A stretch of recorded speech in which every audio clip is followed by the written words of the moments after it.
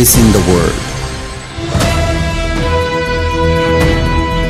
This is the English service of Radio Algeria International. It's time for the news. The Sahrawi people are celebrating today the 52nd anniversary of the creation of the Polisario Front, their sole and legitimate representative recognized by the United Nations in a context marked by the continued armed struggle against the Moroccan occupier and political and diplomatic achievements in favor of the just Sahrawi cause. Several Palestinians have been killed and several others wounded in new airstrikes carried out by the Israeli army against the town of Gaza in the central part of the enclave. India and Pakistan have said that they had agreed to a full and immediate ceasefire after a fourth day of strikes and counter-strikes against each other's military installations. And European leaders have called on US President Donald Trump to discuss proposals for a 30-day ceasefire between Russia and Ukraine from Monday while on a visit to Kiev.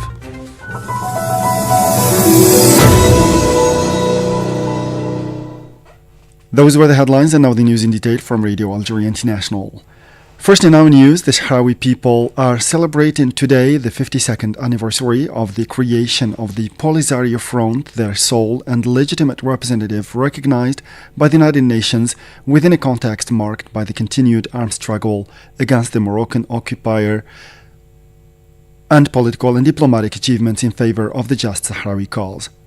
The Popular Front for the Liberation of Sagia al-Hamra and Rio de Oro, namely the Polisario Front, was created on May 10, 1973, right after the Polisario began its armed struggle on May 20th of the same year to affirm the Sahrawi people's commitment to their just cause and established itself as a model of struggle among liberation movements around the world aspiring to free themselves from the colonial yoke. The Polisario Front was created to defend the rights of the Sahrawi people and fight for the independence of Western Sahara, Africa's last colony. The Sahrawi Minister of Foreign Affairs, Mohammed Islam Baysat, stressed that the anniversary is a golden jubilee for the Sahrawi people. Let's listen to him. Le 10 mai marque le jubilé d'or. May 10th marks the golden jubilee of the foundation of the Popular Front for the Liberation of the Sagia Hamra at Rio de Oro, namely the Polisario Front. It is the anniversary of the liberation movement which paved the way and triggered the struggle of the Sahrawi people for freedom and independence. After 50 years of struggle, this movement proves for the umpteenth time its tenacy, determination, and its representativeness of an entire people who is today determined more than ever to continue its struggle for the total liberation of its territory and the implementation of the sovereignty of the Sahrawi Republic on the entirety of this national territory. And the front celebrates its 52nd anniversary amid the ongoing armed struggle which resumed after the Moroccan occupier violated the 1991 ceasefire on November 13, 2020.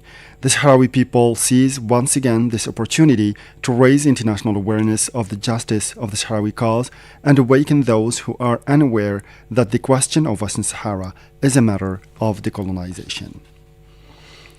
And the Sahrawi Arab Democratic Republic has called in the Gambian capital Banjul on the African Commission on Human and People's Rights to send a fact-finding mission to the occupied territories to directly assess the human rights situation and work towards the release of political prisoners in Moroccan jails.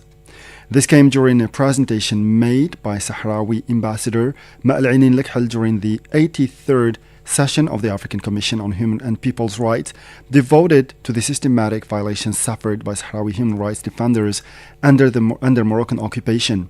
In response to the report to the chairperson of the Commission and the Special Rapporteur on Human Rights Defenders and Reprisals in Africa.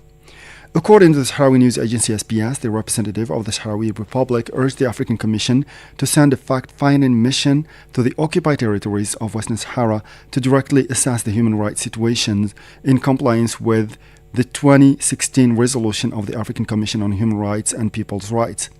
He called on the Commission to condemn the reprisals against Sahrawi human rights defenders, issue urgent appeals in the most serious cases, and called for the immediate release of all Sahrawi political prisoners detained as a punishment for their peaceful human rights work. To the Middle East now, where several Palestinians were killed in new airstrikes carried out today by the Israeli army against the town of Gaza in the central parts of the enclave. The news agency Wafa stressed that 3 children and their parents were killed, and after the tent was hit by the strikes in the district of Shabra.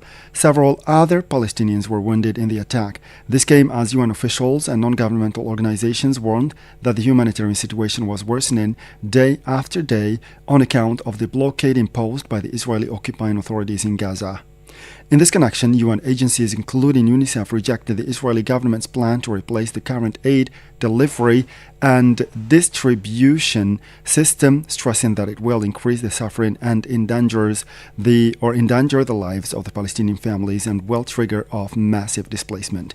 Addressing the press in Geneva, UNICEF spokesperson James Elder denounced the plan as running counter basic humanitarian principles and as likely to reinforce the control on vital products as a means of pressure and bait. Let's listen to him. After careful analysis, it appears the design of the plan presented by Israel to the humanitarian community will increase ongoing suffering of children and families in the Gaza Strip. It's dangerous to ask civilians to go into militarized zones to collect rations. It further entrenches forced displacement for political and military purposes, and humanitarian aid should never be used as a bargaining chip. We are very concerned about the proposal to use facial recognition as a precondition to access aid. It's against all humanitarian principles to screen and monitor beneficiaries for intelligence and military purposes. So civilians must not be forced to flee again, and the use of humanitarian aid as a bait to force displacement, especially from the north to the south, will create this impossible choice between displacement and death. That was UNICEF spokesperson James Elder. A total blockade has been imposed on Gaza since the Israeli occupying forces resumed their attacks on Gaza 2 months ago, preventing the entry of food, medical supplies and fuel into the territory. In this connection, the head of the Palestinian National Council, Raif Fattouh, rejected the Israeli plan as a racist and dangerous project aimed at isolating and depriving the Palestinians of the very basic needs. He rejected the plan aimed at replacing the aid delivery and distribution system by one channeled by private companies, saying it has nothing to do with humanitarian work, but rather to humiliate the Palestinians and to force their displacement. More than 30 people have been killed in bombing attributed to paramilitaries against a displacement camp and a prison in war-torn southern and western Sudan. For its part, General Abdel Fattah al-Burhan, army carried out airstrikes against arms depots and military equipment in the town of Nyala and Al Janina, held by the paramilitary Rapid Support Forces RSF in Darfur. The war in Sudan erupted on April 15, 2023, between the army of General Burhan, the country's de facto ruler since a 2021 coup, and the RSF led by his former deputy Mohammed Hamdan Daglo. In recent weeks, following the loss of the capital Khartoum at the end of March, paramilitaries have expanded the scope of their attacks against army-held areas, intensifying bombardments in Port Sudan in the east, Darfur in the west, and Kordofan in the south. Independent experts mandated by the United Nations Human Rights Council have urged the ruling in Mali to repeal the decree made public earlier this week suspending the activities of political parties and associations, a measure that has plunged the country into a serious political crisis. Mariam Bershia has more details in this report.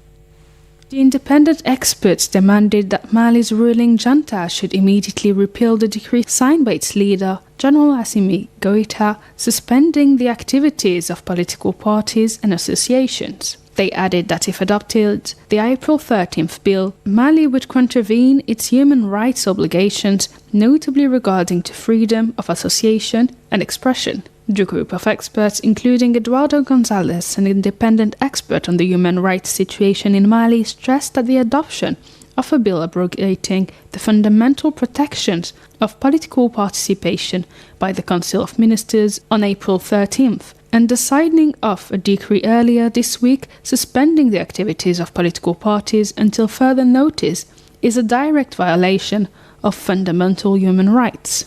The expert argued that the Malian Transitional Authority's argument that these measures are aimed at putting an end to the proliferation of political parties, as well as the explanation given by the military putschists in power that their proposals are the direct result of various national dialogues. The NGO Amnesty International, for its part, called on the military putschists in Mali to reverse their decision to suspend the activities of political parties in the country, considering it a violation of the constitution adopted in 2023 by the transitional authorities, which guarantees the existence of political parties and affirms their right to form and freely exercise their activities under the conditions laid down by the law. The NGO also said that the measure is not compatible with Mali's international human rights obligations, notably the African Charter on Human and People's Rights and the International Covenant on Civil and Political Rights.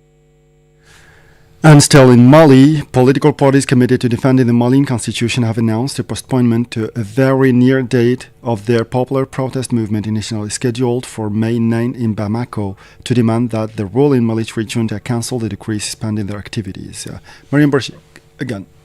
The postponement is explained by maneuvers corroborated by the many calls for violence, threats and insults made on social networks by the two members of the National Transitional Council and the dissemination on the same networks of a false, backdated request for the holding of another rally at the same time and venue attributed to unknown persons calling themselves young leaders. The political parties for the constitution rejected all forms of violence and planned killings and added that the parties continue to firmly oppose violations of the constitution, anti-democratic and liberticidal measures which they have urgently submitted to the courts. The opposition coalition, which brings together around 100 parties, is also urging Malians both inside and outside the country to remain mobilized and to listen out for upcoming calls for action.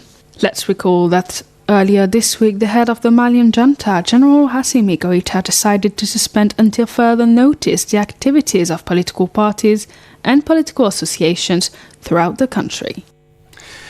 And now India and Pakistan have agreed to a full and immediate ceasefire after a fourth day of strikes and counter-strikes against each other's military installations. The announcement was made by US President Donald Trump and confirmed by Pakistan's foreign minister, who said that both countries had agreed to a ceasefire with immediate effect. The US government has said it offered assistance to make India and Pakistan start constructive talks, while the G7 major countries also urged the Asian neighbors to engage in direct dialogue amid heightened hostilities. European leaders have called US President Donald Trump to discuss proposals for a 30-day ceasefire between Russia and Ukraine from Monday while on a visit to Kiev. The call came after leaders of the so-called Coalition of the Willing held a meeting to discuss advancing peace talks.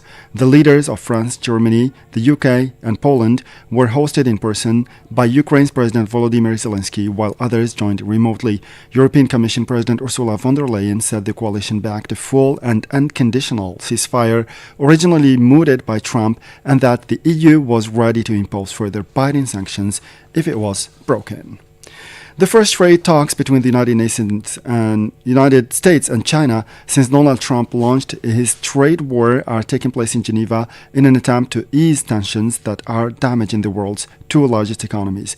The two capitals have sent high-ranking representatives, U.S. Treasury Secretary Scott Bessent, U.S. Trade Representative Jamieson Greer, and Chinese Vice Premier He Lifeng. Discussions are due to continue tomorrow. On the eve of the meeting, Donald Trump made a gesture by suggesting that the punitive tariffs he himself has imposed on Chinese products be lowered to 80%.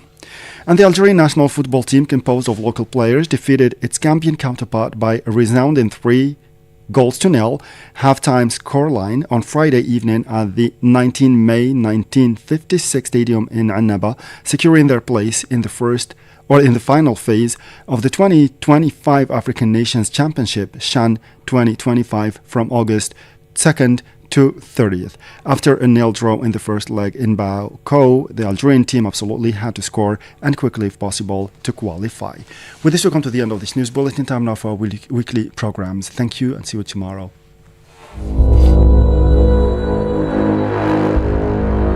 Welcome to Echoes of Time, where the past whispers its secrets. Today we journey to the coast of present-day Vietnam to uncover the story of